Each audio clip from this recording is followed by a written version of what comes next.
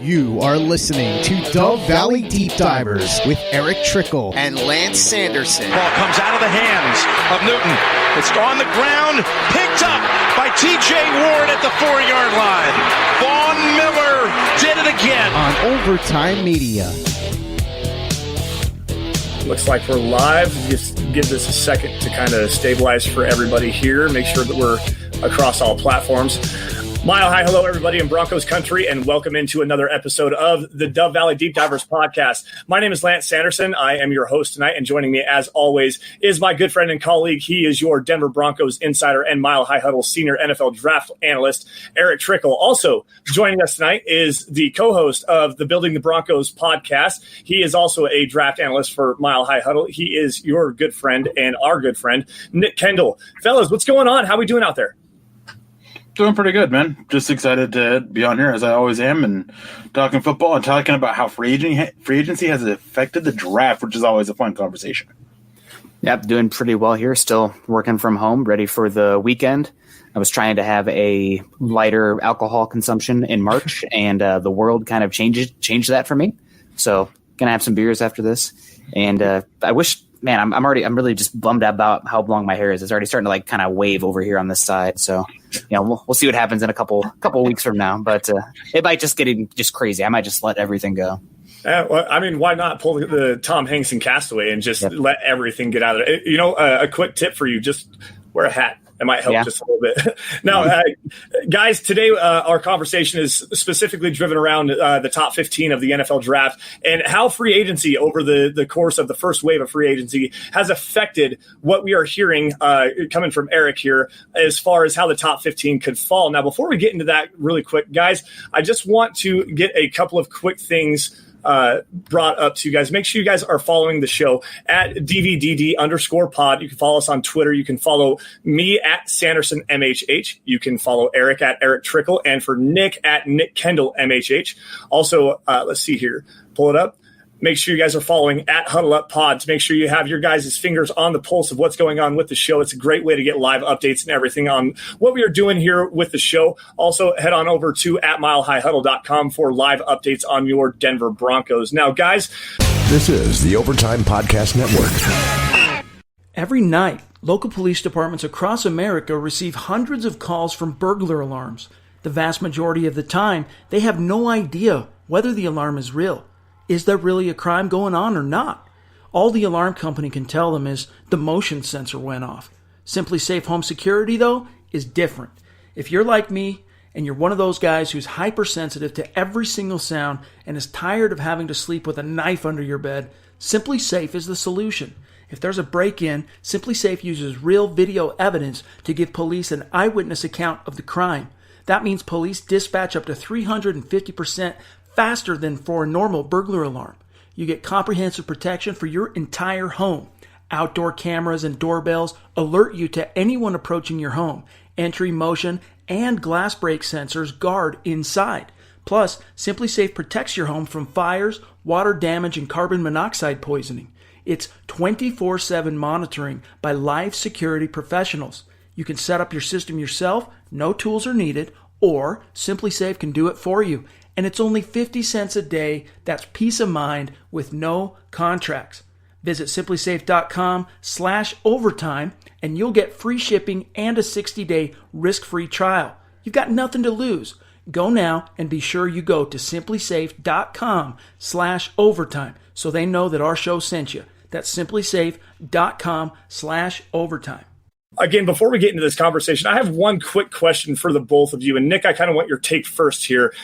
With recent news regarding Darqueze Dennard, the cornerback formerly of the Cincinnati Bengals, now his contract was rejected from the Jacksonville Jaguars. And it comes out and there's now 3 cornerbacks on the market in Bashaud Breeland, Prince Amukamara, and Darqueze Dennard.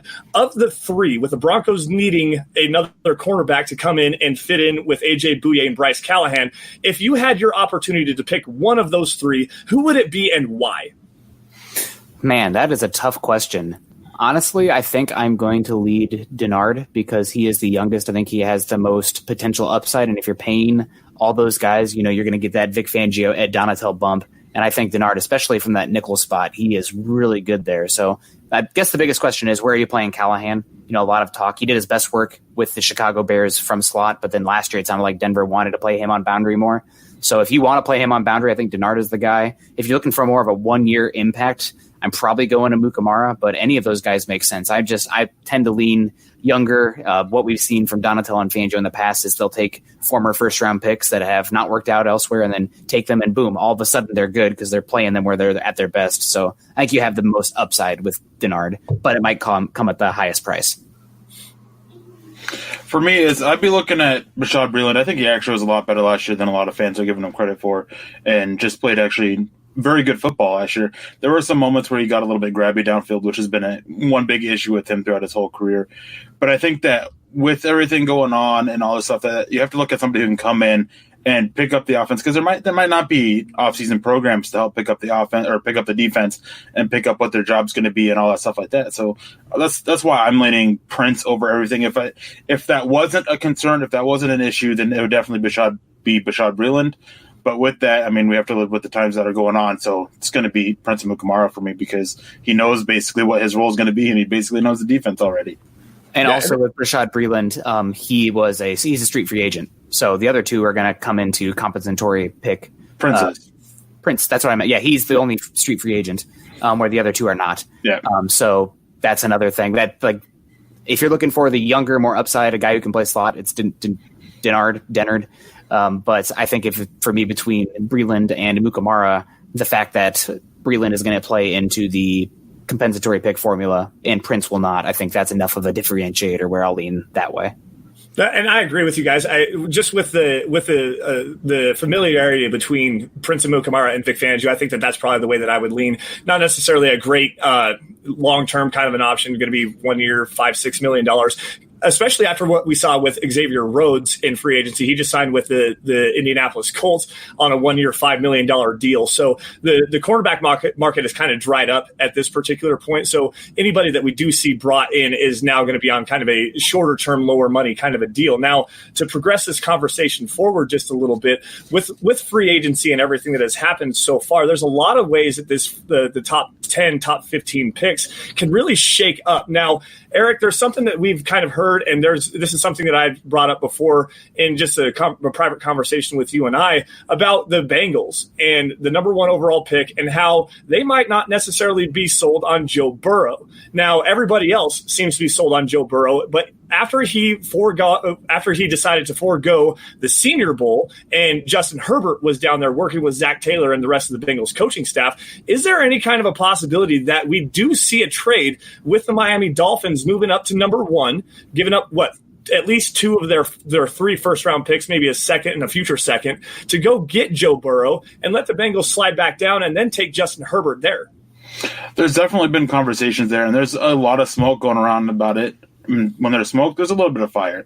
So I'm not sure if the deal will actually come through, but there is definitely some rumors going around that the Bengals do prefer Justin Herbert over Joe Burrow. And part of that is from that they got to sit there and spend that time with him at the Senior Bowl. They got to get to know him. They got to learn all these other aspects about him that they didn't with Joe Burrow. If they stay put, I would fully expect it to be Joe Burrow. I mean, he is the best quarterback prospect in this class. But even if they stay put, they could surprise everybody, take Justin Herbert there, and then that's going to cause a lot of panic at teams wanting to move up to number 2, number 3, and everything like that if Joe Burrow falls. So it's going to be a little bit interesting. I mean, I don't see this falling down as the 2018 class did, where everybody thought Sam Darnold was the number 1 pick, and then boom, there goes Baker Mayfield. I don't expect that, but never know. And as for that, there's definitely talk going around about Miami moving down. Talk has been basically all 3 of those first-round picks this year, plus a few other things going to Cincinnati for that. Cincinnati has a very poorly talented roster. Depleted. So if they're able to go and pick up those extra picks, get Herbert, the quarterback that they actually prefer, and then still have those other picks, then that would actually be a huge win for them if Justin Herbert panned out. And I think Herbert is, I mean, you touched on it, Zach Taylor and that staff got to work with him at the Senior Bowl, which does matter. But also I think with Herbert, there is some talk that, his tools, his upside, his athleticism, the arm talent might be a better fit for that offense, for what they're looking for. I mean, you have a much more of a shotgun spread attack with the Joe Burrow, and he's not throwing bullet 15-yard outs or anything. Herbert has more arm talent. There's not a throw that Herbert can't make. Now, obviously, there's more than arm talent and athleticism that it takes to play quarterback, but this has been something that's been talked about since when the Bengals clinched that first overall pick. Joe Burrow was the guy, but a lot of people, these NFL insiders, were saying, maybe Justin Herbert's a better fit for what they want to do. So there's smoke there. I still think, if you put a gun to my head, I think the Bengals are going to stay there at 1 and they'll end up taking Burrow. That's just, this is the talking season of the NFL draft. It's what makes it fun. But I think it's more of a possibility than people think. And I have some Bengal friends who are distraught about that possibility, already talked themselves into Joe Burrow, loving him, all that stuff. But, we'll see what happens. And I'm just going to go ahead. I was going to hold out on asking some of these questions here, but Robert Caslow comes in on YouTube and he says, would you think the Bengals would get Herbert over Burrows? Now, that was something I was going to say. If you actually love a guy, if that's the route, like, why would you wait? Why would you put the risk that somebody else could go and get him? Why not just take Herbert at 1? Yeah, that's definitely another whole issue with this is if you love a guy, just take him. Moving down a few spots, getting those extra picks isn't always worth the possibility of losing him. There's word going around that the Chargers love him, and if they move up ahead of them, they might take him. I believe that if the Chargers move up for a quarterback, it's going to be for Tua. But again, we don't know what's going on with them. We don't know what's a smokescreen. We don't know what's reality here. So it's always definitely a risk for that. And I think that when it comes to the Bengals, if they decide to move down and take Herbert, I think they're okay if they land at one of the other quarterbacks that may fall, or be okay with just building up the roster and going after a quarterback next year. So I think that has to be play into it a little bit as well, as maybe we build up the roster and then next year have a good roster, probably not get that many wins because, wins do matter with the quarterback quite a bit, is such an important piece for that. And not win that many games, still be in a position and probably in the top 10 and sitting in sight of Trevor Lawrence or Justin Fields or Brock Purdy, who's getting a lot of hype. This is the Overtime Podcast Network. Nick over here with the foul face, man. Now, to go back to one of the points that you had made was specifically about the Chargers and about how they might be willing to move up. Now, there's been a lot of buzz going around in the NFL circles over the last few weeks. I mean, probably since even the draft order was finalized, that the Detroit Lions might be looking to move down. Now, this is kind of a hot topic here with the Detroit Lions needing some help on their defense. They've already got a quarterback in Matt Stafford in play, need some weapons to add to that offense as well. But with Matt Patricia, obviously on the defensive side of the football there, I could see them kind of moving down and going to target like a Derek Brown or an Isaiah Simmons kind of a guy. And if they could, switch spots with the Los Angeles Chargers, who are coming up to go and get like a Tua or a Justin Herbert, or maybe even say a Jordan Love, maybe they fall in love with him. I mean, is that a possibility as well? It definitely is, but I think that one thing that could really throw a whole wrench into all this is the Chargers moving up for Tristan Wirfs, jumping ahead of the Giants, who supposedly love Tristan Wirfs. But if they're moving up for a quarterback and the Lions are moving down, then I would think that I really don't think that they want to drop down that far. I don't think they want to run the risk of losing the Ohio State quarterback or potentially moving out. Yeah. Or Isaiah Simmons. They don't want to risk losing that, even though Isaiah Simmons I don't see as a great fit for them, especially after they went and got Jamie Collins. How they do a little bit of things. I think that Matt Patricia and his defense, he'd probably likely use them not exactly the same, but very similar to just cause some problems. But it's definitely a possibility that they can move down and get that. I think Jeffrey Okudah is the guy that they really want to go get. I think he's the guy that is their player on their board that they really want. So moving down to that, I mean, I don't think that he would go in that top 5 if they switch places with the Chargers. But again, it's that whole thing of you never know. If this whole thing with the Giants wanting either Isaiah Simmons or Tristan Wirfs, then if that's all smoke and he's on the board, why wouldn't the Giants go take him and then you're not sitting there? So it's definitely a risk, even moving down to 5 or 6.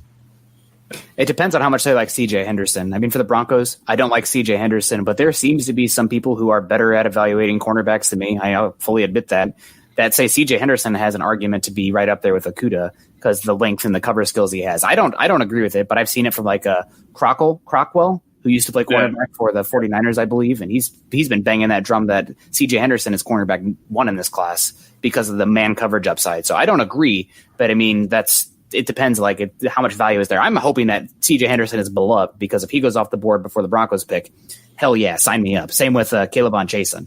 But that's somebody to toss out there, who's somebody I don't think is a great fit for the Broncos and what they want to do, but maybe a scheme like Detroit, which should put so much in regards to man coverage on the outside, just leaving guys on island. Henderson's length, his fluidity, his ability to stick in a guy's hip is really good. It's just when you asking him to process, from the zone concept or tackle one-on-one in space, that's when it really falls off, which again, that's a reason that he doesn't make sense for Broncos, but could be a top 15 pick for many schemes. And in regards to Henderson, there's a lot of people out there that don't view tackling as important for cornerbacks.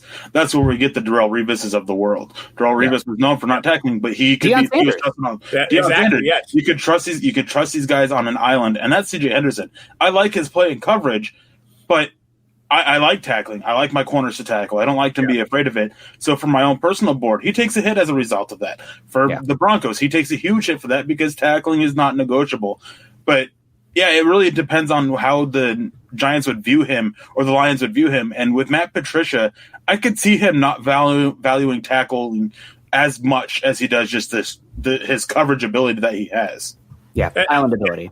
And that's a fair point. Now, when I watch C.J. Henderson, I really like his patience and just the way that he does.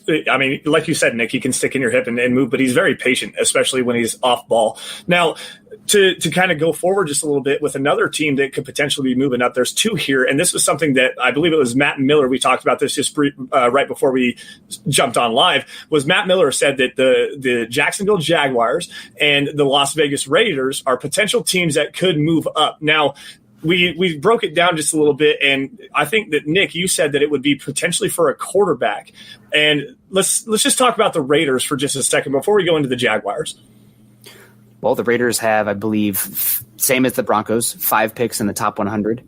And I actually believe they have more value than the Broncos do because those are 2 first-round picks and 3 thirds. So obviously you have more value there. So if there's a quarterback they like in this class, there's no reason that they shouldn't at least, if there's your guy there, no reason to not make at least a bid into that. And I think just from a schematic making sense, I think it would probably be for Tua. So they're probably looking to jump up. They'd have to package 12, 19, maybe a future something as well, a second and maybe a third this year, because moving from 12/19 up into the top 5 that's quite a move still. But I mean, if that's your quarterback, in this league, I saw somebody talking about how much of a difference is it for the quarterback. Essentially, quarterback's baseline. If you don't have a guy, you're not doing anything unless you have like an all-time defense or get super duper lucky. But really, quarterback, the best chance to win the Super Bowl is to repeatedly knock on the door and make the playoffs. And the best way to do that is to have a franchise quarterback. So we've seen Derek Carr.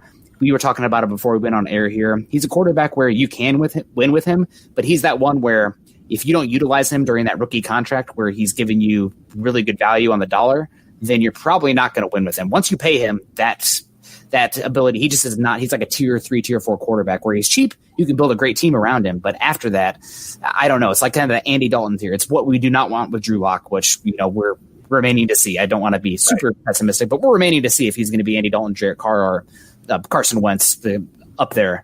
Obviously not Patrick Mahomes, but that's a different discussion. But I could see it with the Raiders. I mean, if they love Tua, if they love Herbert, I think Tua would be their target, but it does make sense to me. And when you have all this assets, they've spent a good amount of money. They filled out their roster with a bunch of C-level talent, but still they don't have many holes because of all those signings they made. So if there's a quarterback they love, I mean, it makes sense. But I'm very much quarterback or bust if you don't have your guy. Well, and exactly. Sorry, Eric. I'm gonna take this away here for just a second. And you're absolutely right. Now, to kind of move this forward just a little bit, Eric, I'm sorry to step on your toes there, but with the Jacksonville Jaguars in regard to potentially moving up, who is a couple of guys that you could see them going to target here? I could see them doing the same, but Herbert, I feel like, is the guy for them if they were going to make that move. However, they're a team that I think it makes a little less sense just because the lack of stability that they have currently. But they do have a good amount of capital, 2 first-round picks again. So if there is a guy that you love, I have no issue taking a guy. If there's a quarterback that you like, it's non-negotiable in competing in the NFL. You have to have a quarterback. Right now they have Gardner Minshew. Good story. I'm not feeling super-duper confident if he's my quarterback. So... And they've spent a decent amount on that offensive line. They obviously still need some work there, but there's pieces there. They have DJ Chark, who's emerged into one of the better young wide receivers in football. D.D. Westbrook's a decent complementary weapon. They could use another wide receiver. But really, if there's a quarterback there, then you at least have to make the call. Go ahead, Eric. So with the Raiders, I think that obviously, yes, it is Tua. If they want to move up, that's the quarterback they're targeting. And you mentioned all these signings that they made, and they're actually kind of sort of taking the page out of John Elway's book, going into the draft without any major holes on their roster. They have guys who can fill in these holes that they aren't forced to maximize every single draft pick to fill these holes to potentially field a competent team next year.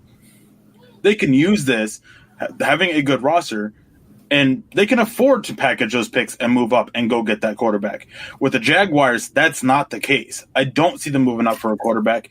I think that they are content sitting there and just working on building the team this year, and then going into next year with Gardner Minshew at quarterback, seeing what he can do for him, giving him a year, seeing what their new offensive coordinator can do with him. Name's totally escaping me right now. Yeah, I was going to say, I forgot it. And just seeing what he can do. And then if they don't get enough wins, then, hey, look, the quarterbacks that we mentioned earlier, Trevor Lawrence, Justin Fields, Brock Purdy, and there's another quarterback, too, that it's Newsome. Georgia. Newsome. Yeah. He's got a lot of hype. Yeah. There's as all potential guys that they can go after then. Just build up that roster. They don't have the benefit of the Raiders. They don't have a strong roster. They've had to gut their roster because of some very poor decisions with free agency. I mean, Calais Campbell, they ended up trading him away. That wasn't a bad move by them at the time, but just how they structured it, they didn't really have a way out. Nick Foles was a terrible move last year, and they've already moved on from him. Yep. AJ Boye, Marcel Darius, these are guys that they had on the roster that they cut or traded because of issues with spending them. They just couldn't afford it. They were over the cap this year entering free agency. So I don't see it with them as much. But hey, as Nick said, if you find a guy and you want to target that guy at the quarterback position, then go get it. I still think that the coaching staff may know that this is their last year in Jacksonville, that just kind of building the roster so the next guy can kind of take over and do with it and go with it from there. This is the Overtime Podcast Network. And on counterpoint to that, the Jags of any team, the Broncos know this too, but building a championship defense, that is as fragile as it gets. It depends on 15 guys, and when you have an elite defense, you have 1 year. I mean, they were one win away from going to the gosh darn Super Bowl. Yep. And then after that, back to picking in the top 10, top 5. So, if you have a quarterback, that gives you the biggest window of competition where you can reload multiple years rather than resulting on that one peak defensive year. I mean, anecdotally, we all love that 2015 Broncos defense, but it fell off after that. It's just way too hard to have that many guys healthy, their peak years in terms of performance, and then also, ones that are not leaving via free agency. It's just way too hard to do. So that's why these elite defenses are blips. Well, and just to add to that one point about having that elite defense for just the 1 year and having that 1 year window, when you look at it, they built up that elite defense, the Broncos and the Jaguars both, but they both had insecure quarterback situations. So with the Broncos, obviously Peyton Manning retires. And then the next year after the Jaguars were in the AFC Championship game, they doubled down and went and got and doubled down on Blake Bortles being the guy. And come to find out, you can't win like that. They lost some players in free agency, but with Blake Bortles, there was just no way that they could actually keep that reign of success and continue on that forward over the long term. Now we're going to open this up to some comments here, and I'm going to go dig through this really fast. We got a super chat donation here from Willie Naylor, $2 donation. Thank you, Willie. We appreciate you joining us today. What's up, family? Nothing to say, just donating. Hey, man, we appreciate you, dude. Now, I do got a hot take, and it's kind of my hot take. I've just divulged it to you guys, and it's just something that we've talked about kind of briefly, and everybody knows, and I've been really kind of high on Denzel Mims, the wide receiver out of Baylor this year. And with the athletic testing, especially after the combine, you got to see, 6'3", 209, runs a 4.4 40, 6'6", 3-cone drill, jumps out of the building. A lot of teams are really going to like that size, length, athleticism kind of a combination there. I'm going to bold predict that he's going to be the number 3 wide receiver taken in this NFL draft. And honestly, it goes down to not only the size, weight, speed, athleticism kind of a combination, but the ability as a blocker. His willingness as a blocker. He's probably the best blocking wide receiver in the class. The size, speed, athleticism, the tape is there. And he fits exactly what Kyle Shanahan wants to do. I think that the 49ers at number 13 overall, Denzel Mims fits there. And that's just my personal decision there. I think 13 might be a little bit high for him. They are missing some capital. Obviously, they have the 2 first-round picks, but it's a pretty much a barren wasteland after that. So you could see some jostling and still wind up with a guy like Denzel Mims. I mean, heck, the Philadelphia Eagles pick in there. You might be able to get Denzel Mims. What do they pick in? 21? And if that's a team that's begging to jump the Broncos to get Henry Ruggs. I mean, gosh, they would just trip over themselves if they could do that. So that's something to watch. I do like Mims in regards to the fit there with the blocking. I do have some questions about Jimmy Garoppolo's, solid system quarterback there for them. Doesn't have the best arm. A lot of his best work is over the middle of the field. And Mims hasn't really shown that ability to win over the middle of the field as much. He's more of a vertical boundary receiver, which has a lot of value, but I'm not sure if that comes with the 49ers. But with the blocking, the spacing out the field, that all makes a lot of sense to me. I don't think 13 is where he goes, but I could see them obviously moving around, playing the draft game, and walking away with him. Yeah, there's one big rumor going around, and actually a comment that I've actually heard pretty reliably about this, that with Kyle Shanahan, Denzel Mims is his favorite receiver, and that he's a number 2 receiver on their board. So I can actually see them going with him at that. There's been a lot of talk going around that Denzel Mims will be one of the first 3 receivers taken off the board. Not necessarily even just the 3rd, but one of the first 3. A lot of talk about him going top 15. Just it's enough talk of it to where that there seems to be some fire there. I do think that it would have to very much depend on how other things fall on the board, with where do other receivers go, where do tackles go, where do tackles fall, things like that. I definitely can see it happening. If it's one of those things where everything has to fall right into place for it to happen. And so definitely a possibility. And I think when you're talking about the 49ers, I think that they're a good fit for him in some ways. In some other ways, I don't. And I think that he is a guy that they definitely do like. They are eyeing. But I really think with what I've heard and everything, that defensive line, that they're hoping that Derek Brown falls to them, or Javon Kinlaw is still there. That's really what I'm hearing from them, is that they want to continue having that force on their defensive front. And I just want to look at that. Ahead. Nick Kendall's #1 stan. I got a good picture of you there. Love you guys. All right. To kind of keep going on with how has free agency affected the top 10, top 15 of the draft, Scotty Partridge coming in on Facebook, and he says, do you see the Broncos trading into the top 10 to not get a wide receiver? It depends on how the board falls. Personally, for me, I only have 2 guys that make sense in regards to trading up in the top 10. That would be potentially worth the capital. Again, if you're trading in the top 10 and it's not for a quarterback, typically that makes me a little bit squeamish. It scares me a little bit. But Jeffrey Okudah and Isaiah Simmons are the 2 that, if they fall to, let's say, 7, 8, 9, I'm calling. In the worst, I'm calling. I'm still interested in Tristan Wirfs and Jedrick Wills, but there's 4 solid tackles. There's good tackle depth later, and they just played Glasgow. You already have the 2 tackles pretty much set. And just all the talk coming out of Denver, they are going to give Bowles another year. They're going to put some pressure on him, but it doesn't sound like it's going to be a first-round pick, at least trading up first-round pick. If it falls and that's the best player available at 15, then that's how it falls. But I definitely think they could trade up to 10, maybe 9, and target a wide receiver if their infatuation with Ruggs is as rumored. Yeah, I think that based off of what I've heard, I think another name that to potentially watch out. I definitely think the 2 names that you said are guys to watch if they fall that Denver might start calling up. But Derek Brown is another that I can see them maybe not pulling the trigger for. I think that would be something that they may want to be willing to pay a little bit less, just sit there and because it's a defensive lineman, even though it's not a great class, and you don't really want to give up too much to move up for him. So I can see them calling around, seeing what it would cost, and if it's too much, then just not doing it. But Derek Brown, definitely, I think that this is a guy that he finishes off their defensive line. You would have Jarrell Casey, Derek Brown, and Draymond Jones as your 3 starters. And with a coach that wants to win with as few pass rushers as possible, going into your sub packages with Derek Brown, Jarrell Casey, Von Miller, and Bradley Chubb, you're be able to win with as few pass rushers as possible. So I think it makes sense, but again, it's always definitely going to come down to that cost. Outside of that, I think that the really only person that they will be willing to move up for and maybe slightly overpay is Henry Ruggs. Yeah. Well, I can see that, especially with the need to add some multi-dimensional speed. That's a hot ticket item with you there, Nick, is the multi-dimensional speed, being able to stretch not only vertically but horizontally, getting people moving all over the field, opening up all the options. I mean, you got Noah Fant, 4 or 5 tight end. You've got Courtland Sutton on the outside being able to go and take the top off in his own way, and the way that he can go and contort his body and make those contest catches. Now, to have a true burner that can move not only vertically but horizontally across the middle of the field, take some of those slants, those crossing routes, and then turn them into big, huge gains, potential touchdowns. I mean, Henry Ruggs had 24 touchdowns or something like that, like 98 touches and 24 touchdowns or whatever the heck the ungodly number was.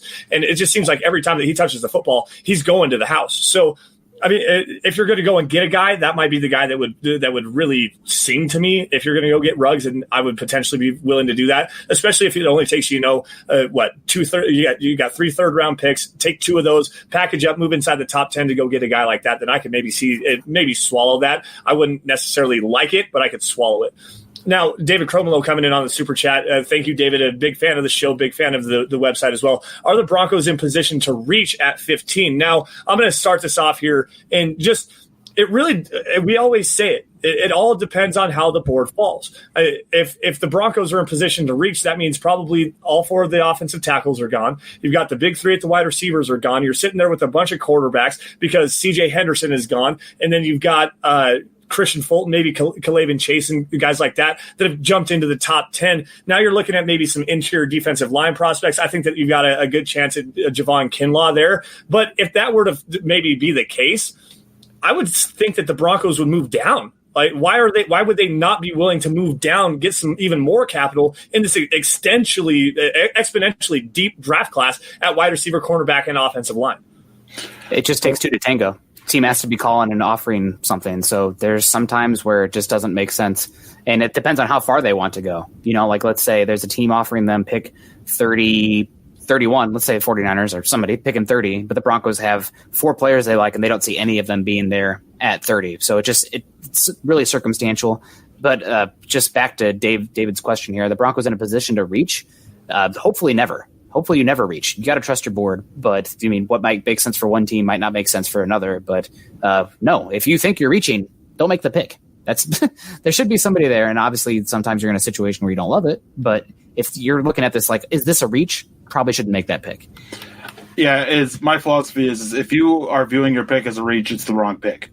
That's how simple it is. And to the media and stuff, and I know Nick and I think we've actually had this conversation almost exactly before, that just because on my board I may be lower on player X doesn't mean that team is that low on him. Media boards and stuff like that and public draft analyst boards are not reflective of what NFL teams have them. They have a lot more access to a lot more information than we do, and their boards are definitely more refined and gone over, and not just the opinion of a few people. It's the opinions of 15, 20 people that are sitting there and compiling that board. So if it comes to a position where you don't have a player on your board that you really like there, then you look to trade down. If you can't trade down, then you take your player that's best suited for that. If you're picking 15th overall, then somebody who's in your top 15 is going to be there, if not multiple.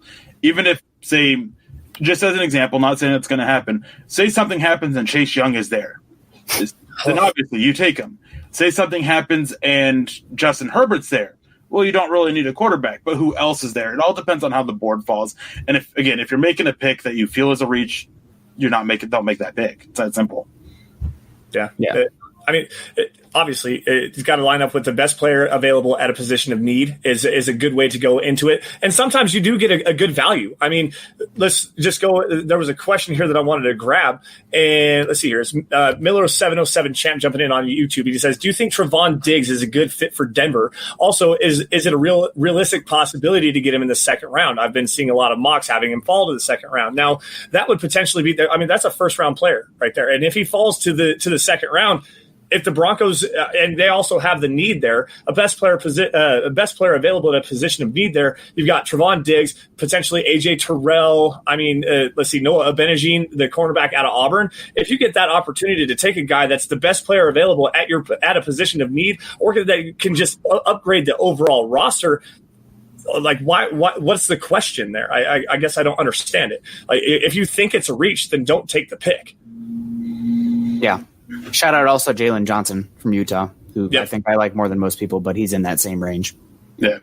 So before we go on, there's actually one question that I really want to take because I see our chat. They're having a conversation about about Henry Ruggs and trading up for him, and that it's not worth it. And I know Jody's probably talking in here. I know Jody. We're on the opposite ends of the spectrum here. He hates Henry Ruggs. He loves Andrew Thomas. I don't like Andrew Thomas in regards to the Broncos and picking 15. And I do like Henry Ruggs. But Brian Weatherwax comes in and he says, Ruggs Jr.'s year stat line, 40 catches, 746 yards, 7 touchdowns. To him missing a good portion hurts, but A, you don't move up for a wide receiver in the first round unless your name is Jerry Rice. B, wide receiver is so deep, Ruggs over-under position is 15.5. Well, there's multiple things that I want to address in this, and your 2 points are one of them.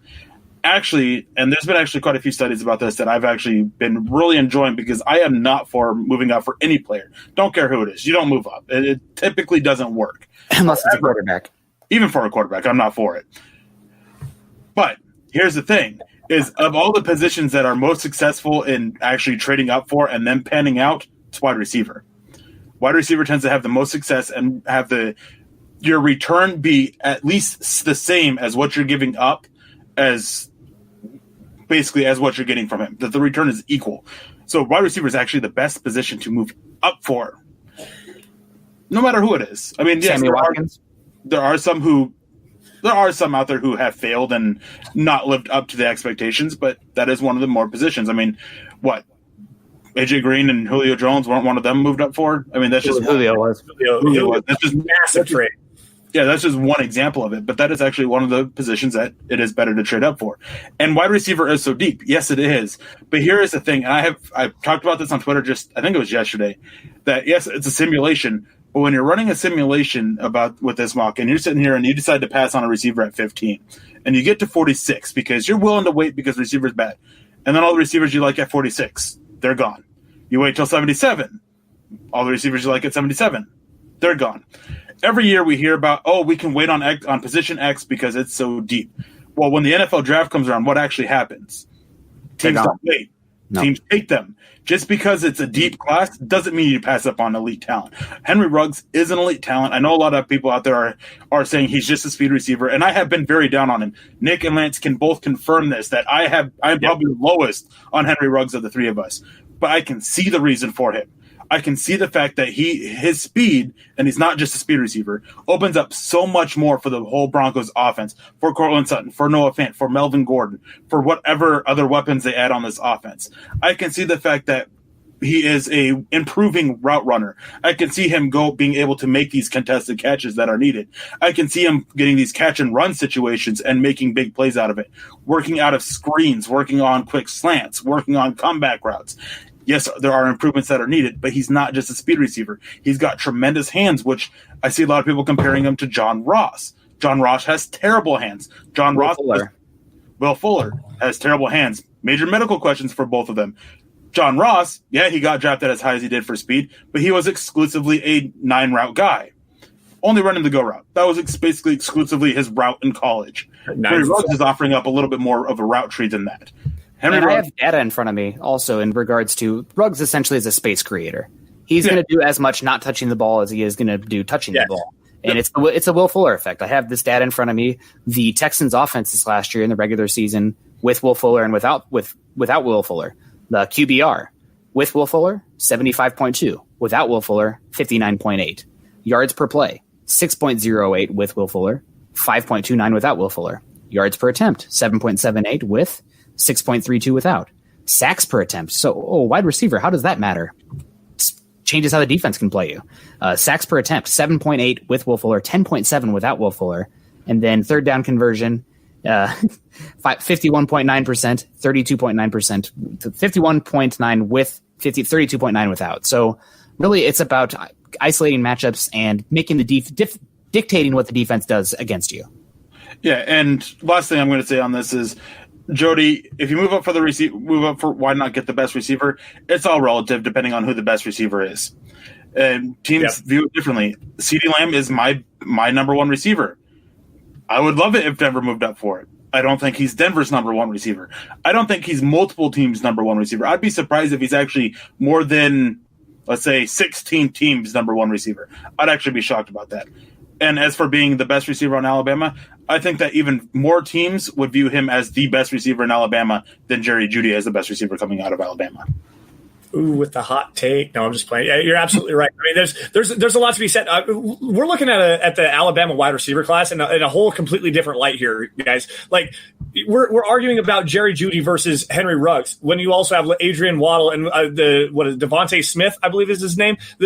There's four guys that could all be potentially first round picks in the NFL draft. Like that wide receiver class is so. The wide receiver room in Alabama is so exquisitely talented. Like seriously, four guys back-to-back years. We're going to have two guys this year, two guys next year out of the Alabama wide receiver group. They're going to be first-round picks. Now we're getting a little bit long here. I got to go ahead and grab this really quick. Stu coming in on the super chat with a $10 donation. Always thank you very much, Stu. We see you. We appreciate you coming down, as Chad likes to say, off of the Mile High Huddle. Mount Rushmore, I believe is what it is.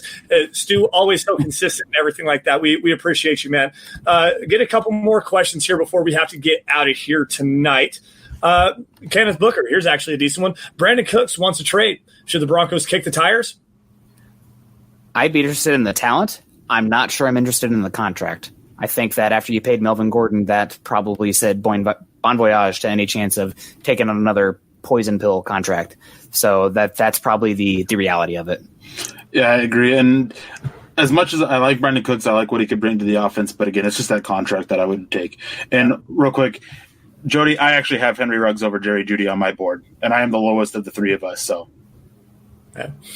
I don't want to go too down this wormhole because we've already done it for a bit, but I mean, Henry Ruggs almost exclusively played on the backside of Tua and was not the primary read. You typically had it be Jeudy or Waddle. Ruggs is this guy isolating, drawing coverage, etc.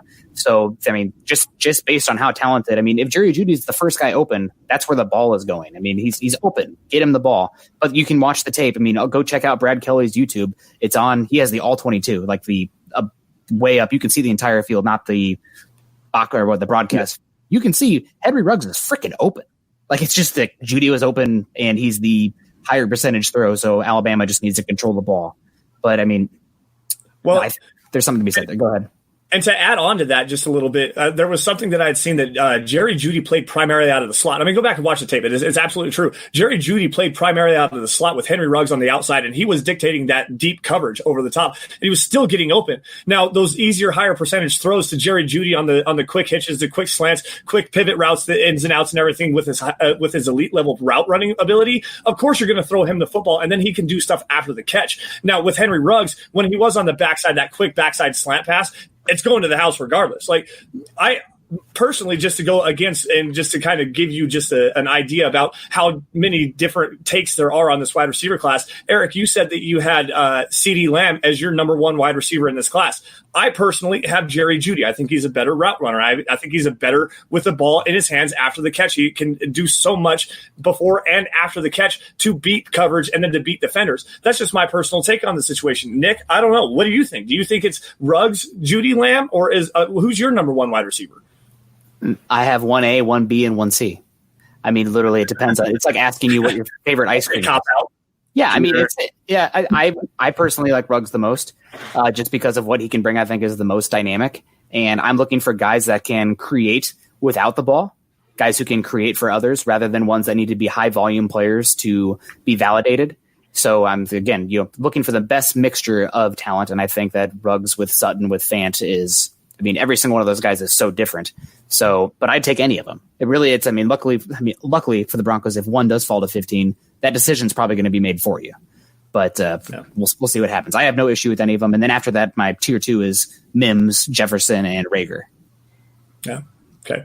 Let me see here. Brian Kraft, are you ignoring my question? No, Brian, I just haven't seen it yet. I'm trying to go through the conversations moving pretty fast. Go ahead and throw it out there again, and we'll get to it. We're going to take a couple more questions and kind of wind this down. We're going to have to get out of here. I got some extra stuff going on, extracurricular things with my personal life that I need to get taken care of tonight as well. So let's see if we can find another couple of questions. There's one I want to grab real quick because he asked me about it. Oh. I was interested in that one too. Wannabeast. My Black Hawk video isn't up yet. I'm not sure when it'll be up, but it's definitely submitted and just waiting to be published. So keep an eye out for that. It'll be up on YouTube. So Ian Garrett coming in on Facebook, he says, what are your guys' thoughts on Antoine Winfield Jr. and Tyler Johnson? Now, Eric, I know that you had heard some stuff at the Combine regarding Minnesota wide receiver Tyler Johnson. What is the outlook of him after what seemingly has destroyed his draft stock? So part of the issue with him is that he pulled out of the Shrine Bowl week to sit there and prepare for the Combine. Then he pulled out of the Combine because he wasn't feeling ready yet, and he was going to do it at Pro Day, and obviously stuff happened there. He wasn't able to do it at Pro Day because I don't think he had a Pro Day. I think Minnesota actually canceled theirs, so that's a big issue there. I mean, now teams have absolutely no idea about anything with him because he's passed up on opportunities to show something. Teams could understand, from what I was told, of pulling out of the Shrine game to focus on the Combine. They can understand that. Big part of the draft stock there. They would have liked to see him against some of the tougher competition. But the issue is you then proceed to go and pull out of the Combine that you've been preparing over a month for. Just, it doesn't sit well. There's a lot of questions of what was he doing? Was he actually preparing, or was he just kind of taking it easy and relaxing? There's a lot of questions about him involving that just make me want to shy away. So there's also some rumors about his character that Dane Brugler had brought up in the past, that he's had issues with coaching staff in the past. And again, it's this Jerry Jeudy comment again. He wins from the slot. There's a niche for that, but that's much less valuable than a guy who's going to have higher ADOT, average depth of target, winning on the boundary, winning vertically. So, I mean, watching a Big Ten fan here, but watching Minnesota, you see Tyler Johnson, who's getting a good amount of volume targets, but 10 out of 10 times, give me Rashad Bateman. That's the dude on Minnesota that you need to watch for. Could be a first-round pick next year at wide receiver. I do like Winfield a fair amount also. He is a little bit older. I think he's a double medical red shirt, but he's versatile. So he's an interesting one. I wouldn't be surprised if he was one of the first safeties taken. He kind of reminds me a little bit of Darnell Savage because he's a smaller guy, can play that single high, can come down and play that nickel role as well. But the injuries are a little bit concerning there. So I like him in a vacuum. I don't know if I love him for Denver. Yeah, that's fair. Willie Naylor coming in and helping your boy Lance out here really fast. Brian Kraft's question was, if the Broncos make the playoffs, will they be contenders? This is actually a pretty interesting question. It goes back to, what was it? Was it last night's or the night before's Huddle Up podcast? And arguing with the odds makers and the Broncos over-under win total. Now, I'm a little bit bullish on this Broncos team. I think that they have a fairly decent roster. They're doing a good job building up. We'll see what this draft class has in tow. I really am sold on Drew Lock as well. I think that as a quarterback of the future, a guy that can go out and help you win some games. Going 4-1 as a starter in the NFL is hard enough to do as it is, especially with a roster depleted of an offensive line. I mean, there's a lot of injuries on the offensive line up front, a lot of injuries on the defensive front as well. And they go 4-1 over the stretch and get themselves up to 7 wins. So now this year, I think that if with the Broncos in their draft class, it's going to be a big key to this, especially if they can get another draft class that has a high first year impact as well. But I don't see there's any reason why you would expect any less than 9 wins. I mean, just with the steady improvement that this team has shown, Vic Fangio bringing in the right culture, the team is gearing themselves up for a big run here. And as, John Ledyard, I believe, and Jordan Reed from the Draft Network, those guys are very high on what the Broncos have done this year in free agency, going out and getting Jarrell Casey, going out and getting A.J. Bouye, the Melvin Gordon signing, whether we like the contract or not, and we've all had this discussion over and over and over again, the player meets, it's a great upgrade for the Broncos in the running back room. Like, I don't see there's any reason why this team should fall off from where they were at last year. And if they do make it to the playoffs, they might be able to make some noise. I don't expect them to maybe contend for a Super Bowl, but I could see them stealing a win on the road. It's possible. Right now, my baseline is 500. Making the playoffs would be great. Let's just get above 500. And how good they can be, as lazy as it is, it depends on how good Drew Lock is. This team is good. They have a lot of good pieces around him, but 5 games from Drew Lock, it was a little bit up and down. It was good. I mean, it wasn't obviously bad, but the Raiders secondary was absolutely trash. Their defense was trash. And the same with the Detroit Lions. And he didn't have 2 good games there. He had that really good Texans game. He was okay against the Chargers. And then that Chiefs game was, what can you take from it? So really, there's still a lot to be found out about Drew Lock. I'm cautiously optimistic, but how great is he going to be? That's still yet to be seen. So they need work to do. The offensive line needs to be healthy. You need to have Juwan James there. You need to. I mean, the Broncos' second and third wide receivers and Deshaun Hamilton and Tim Patrick are as bad as any 2-3 wide receiver in the NFL. And we're going to a scheme that's going to demand more wide receiver sets. So all that stuff is just, there's a lot of questions. I do think that the floor is higher. Second year, I mean, have quarterback for the full season, a quarterback that is not as dependent on the offensive line, and he can get rid of it. He can create a little bit. That's key. You need your quarterback to be a playmaker. But as far as a contender, I'm hoping to make the playoffs. But if they don't, I mean, it's a tough division. The Raiders and the Chargers have made some good moves. Chiefs are obviously the freaking champs, and it's still a tough schedule. So I hope they make the playoffs. But I'm putting the 500 as the baseline. So that's what is the Vegas has them at 7.5. I think that's a pretty good number. I'd go over. I'd go 8, but I think that's a pretty good number. See, I think that the Broncos have a better chance of competing for a top 5 pick next year than competing for the playoffs. No. I'm actually kidding. I think as soon as you said it, I knew it was a joke. I think that they have a very good roster. Obviously, I'm not going to give an actual record prediction because I want to see how the draft goes and how the rest of free agency and everything. And I think that they could push for the playoffs. I don't think they'll make much noise there. I think that they'll be one of those teams that, hey, you made it to the playoffs, but you're not getting any farther. You're just going to get rolled over. I think that's kind of what's going to be happen. And then there's always the whole possibility that next year they're just picking 15 again because there is no football season. So that's definitely. I would be curious what would happen. Like if they take multiple seasons, like it would not be fair to give the Bengals the first overall pick back-to-back years and let them. Take Trevor Lawrence. It would definitely be a interesting thing to think about. But it all depends on that. If the season happens, I think that they could compete for the playoffs. I don't think much would happen there. But it's going to depend on what happens in the draft. I know I'm totally taking over here for your guys' podcast. I'm the guest, but I've seen this question about 30 times now. Maybe it's all from Samuel Caleb, so way to stay persistent there because we're talking. Maybe it's been from other people. But Ruggs in the first and Epinesa in the second. Do you think this is realistic? I think it's realistic. I do think that just because of the lack of edge talent in this class, I mean, it's really after Chase Young, it falls off an absolute cliff, which is sad because you have a really good, potentially a presidential, every 4 to 8 years level of talent in regards to Chase Young coming in. But after that, I mean, Caleb on Chason, that's a lot of projection. You turn Gross Matos, that's not great. You doing Josh Uche or Zach Bond, who are more of a kind of a hybrid linebacker / off-ball guy. So I could see it. I think Epinesa is still going to go in the first round. I think that somebody's going to take him at the back end of the first round. Watch out for New England. Go ahead, Lance, because I'll take this after you because there was a question that I wanted to grab real quick too. Oh, go ahead, Eric. I'm starting to break up a little bit here, guys, so I do apologize for that. So I'd be very shocked if Epinesa falls to the second round. And if he does, I'm not sure Denver would go his way. There's been some conversations I've had with some people who view him that it's a similar kind of player as Draymond Jones was when he was coming out, because Draymond Jones was a little bit lighter and sitting there working to bulk up a little bit to play on the interior. And that's kind of how AJ Epinesa is. And then I've seen a bunch of questions, and I can't find it here, asking about Laviska Shenault, where his draft stock and his injuries. And this is actually a very interesting question. I think that with the impact that has happened with everything that's going on in the world, with the lack of rechecks of the medicals at combines, with the lack of pro days, with the lack of visits, I really do think that players with major medical histories, especially a guy like Laviska Shenault, who re-aggravated his groin injury at the combine, running the 40, not being able to have a pro day, having that surgery afterwards, I think that's really going to affect his stock. I think that any player with major medical concerns is going to see their stock really tumble.